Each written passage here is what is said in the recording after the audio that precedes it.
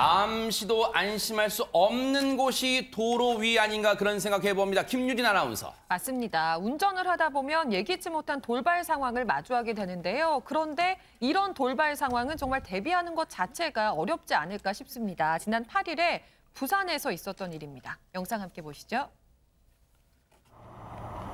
부산 광안대교를 달리던 택시 한 대. 그런데 눈 깜짝할 사이에 무언가 날아들었습니다. 순식간에 차량 앞유리에는 금이 가버렸는데요. 네. 하늘에서 다른 것도 아니고 쇳 파이프가 떨어져서 택시 앞유리로 날아든 겁니다. 세상에. 정말 피할 새도 없이 날아든 물체에 운전자도 놀란 가슴을 쓸어내렸을 것 같은데요. 이 운전자가 차에서 내려서 상태를 확인해 보니까 운전석 쪽 앞유리가 산산조각이 나고 말았습니다. 어머어머 세상에.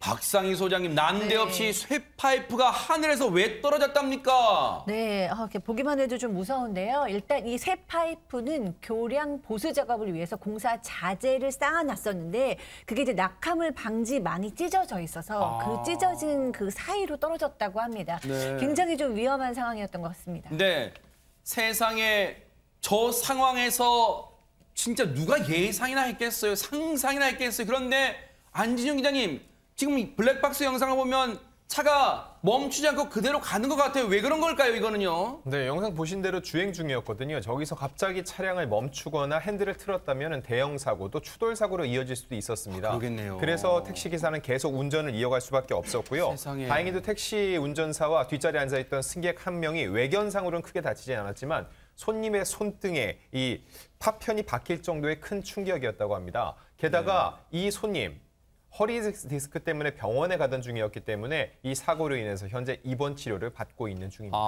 지금 운전자 한 분과 당시에요. 그리고 뒷좌석에 승객분이 타고 계셨는데 저 앞서 이 쇠파이프의 앞유리가 운전석 중심으로 앞유리가 산산조각 난 거 보셨잖아요. 파편이 안쪽으로 파고들었대요. 그래서 택시 운전자 기사님 손등에 세상에 박혔답니다. 그 정도로 충격이 강한 거예요. 그리고 뒷좌석분의 승객분은 당시에 허리 디스크 치료 때문에 병원에 가시던 길인데 세상에 저도 잠시 충격이 있었을 거 아니에요. 정말로 더 큰 충격이 와서 지금 입원 치료를 받고 계신다고 합니다. 최진봉 교수님, 지금 저 상황이라면 공사를 하려고 뭔가 자재를 쌓아뒀다? 그게 지금 떨어졌다는 거예요. 그렇죠. 그러니까 문제가 뭐냐면 이게 그날 비는 내렸어요. 비는 내렸는데 호우주의보나 강풍주의보가 없었다는 거예요. 아하. 그런 상황에서 이런 일이 발생했기 때문에 논란이 되고 있는 건데 당시에 이제 낙하물 방지망이라고 해서 보통 공사하면 밑에 그물망 같은 거 쳐놓잖아요. 낙하가 안 되도록 하기 위해서. 근데 바람이 불면서 그 낙하물 방지망이 일부가 좀 벌어졌나 봐요. 네. 그 사이로 지금 이 쇠파이프가 떨어진 거거든요. 아하. 이게 공사 자재인데 공사 자재 중에도 지금 가설 기계 연결핀이라고 그래요. 아하. 이 연결핀이 추락을 했고 지금 현재는 피해 보상을 위해서 공사하는 가운데 보험이 들어있나 봐요. 그 보험 비용으로 지금 피해 보상을 하겠다고 하는데 세상에. 조금 더 잘 준비해서 철저하게 좀 안전을 지켰어야 되는데 그런 부분이 좀 제대로 안 된 부분이 있지 않나 하는 의혹이 있습니다. 근데 앞서 얘기 들어보니까요. 이인철 변호사님, 저 운전자분이 그 앞유리 파편이 손에 박히는 그 아찔한 상황인데도 그 긴박한 상황인데 운전대를 놓지 않으셨다는 거잖아요, 지금. 그러니까 이 운전기사님이 정말 직업의식이 투철한 것 같아요. 만약에 당황해가지고 갑자기 핸들을 껐거나 급정거를 했으면은 이제 승객도 다치고 뒷차도 이제 충돌할 위험이 있었거든요. 근데 침착하게 대응을 잘하신 것 같은데, 근데 여러분 생각해 보십시오. 만약에 쇠파이프가 유리창을 관통해서 혹시나 사람에게 충격을 가했다. 정말로 생각하기도 싫은 끔찍한 그런 대형 참사 사고잖아요. 났겠네요. 그래서 이 사건에서도 이 기사님이 물론 이제 신체는 크게 다치진 않았지만 굉장히 정신적으로 큰 충격을 받아서 그래요? 식사도 못할 정도라고 합니다. 어머. 정말로 다시는 이러한 일이 발생하지 않아야겠습니다. 지금 저 당시 트라우마 때문에 앞서 말씀드린 것처럼 식사 못하시고요. 계속해서 지금 헛구역질을 계속하고 계신다면 얼마나 지금 충격이 크시겠어요. 지금 그런 상황입니다. 그런데 지금 피해 보상은 앞서 말씀드렸지만 어떤 공사보험으로 된다고 하지만 차제에 저기에 뭐 보험 처리가 지금 중요한 게 아니라 앞으로 저쪽에서 제2, 제3의 사고가 일어나지 않도록 정말 안전관리를 철저하게 해야 될 것 같다 이런 생각해 봅니다. 그런데 도로에서는요. 적재물만 조심해서 될 게 아닌 것 같습니다. 김유진 아나운서. 맞습니다. 방금 저희가 쇠파이프가 날아들 거라고 누가 상상이나 했겠어요. 그러니까요. 그런데 이번엔 심지어 이런 것까지 날아들었다고 합니다. 영상으로 확인해 보시죠. 지난달 10일 대구 방면의 한 고속도로 차들이 어둑한 빗길 속을 달리고 있습니다. 그런데 그 순간 중앙 불대를 넘어서 순식간에 차량이 날아오는데요. 다름 아닌 반대편에 있던 차량입니다.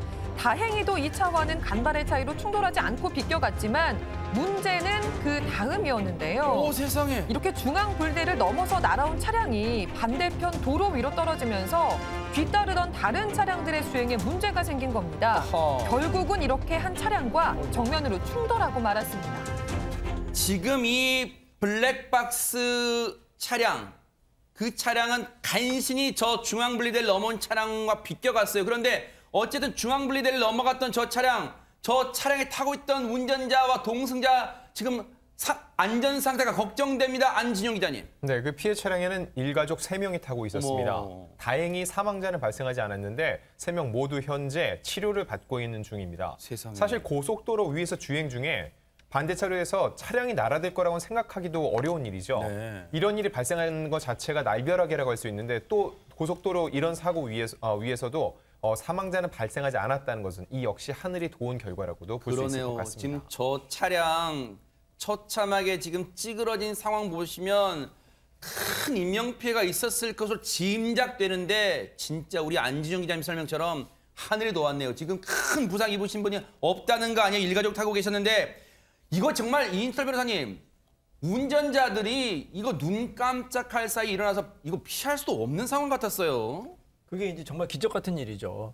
저도 이제 뭐 운전을 많이 하는데 운전할 때마다 항상 이제 그 어머니께서 이제 걱정을 많이 하시죠. 그래서 항상 하시는 말이 방어 운전을 해라, 방어 운전해라.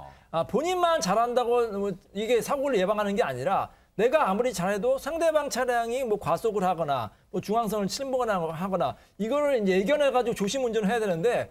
근데 이 사고는 예견을 할 수가 없을 것 사실 같아요. 그렇죠. 방어 운전이 쉽지 카 않아요, 레이서라고 진짜. 하더라도 갑자기 저렇게 날아드는 어머. 차량이 날아들 거라고는 꿈에라고 생각했습니까? 네. 정말로 정말 아찔한데요. 그러니까요. 그래서 그래도 제가 이제 고속도로 이제 갈 때는 가급적이면 1차로로 안 갑니다. 이건 이제 추월 차선이거든요. 정말로 이제 추월할 때만 살짝 하고 나머지 이제 운행할 때는 이제 사실 이제 2차로나 3차로로 가는 게 좀 안전하다고 생각이 네. 됩니다.